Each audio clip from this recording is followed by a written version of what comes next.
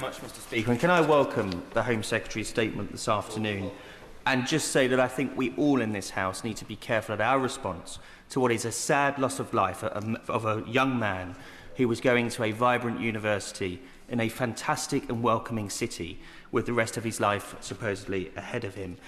Notwithstanding what the Home Secretary has said, and I'm grateful for her saying that the IOPC will receive full resourcing, has she done any thinking as to what other investigations her department might need to do into the conduct of Hampshire Constabulary? Can she confirm whether the officers in question have been suspended pending the investigation?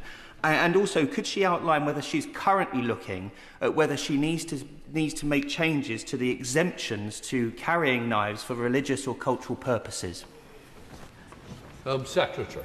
I thank the honourable member for his contribution and his questions. Let me say to him on the question of suspensions, that is a matter for the IOPC because of the way that they make their initial findings and then obviously react to the evidence as it all becomes available. And of course, now that the criminal proceedings have concluded, they will be able to ramp up and go faster on that process. So again, it wouldn't be appropriate for ministers to be either cited on that or seek to direct it in any way, but I know that staff at the IOPC are watching, and to the extent that there are clarifications or questions that need answering, I'm sure that they will respond. But they are wholly independent of government. Let me say to him on the exemptions for the carrying of knives for the purposes of religious ceremonial purposes.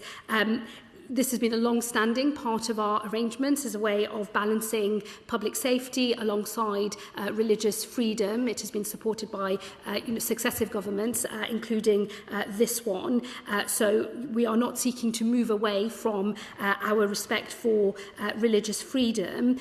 The wider sort of context is an important question. It is always worth serious consideration. But for myself, I think my approach here will be to engage directly with representatives from the Sikh community and also knife crime campaigners. I think these are issues of a common cause rather than pitting those two groups against one another.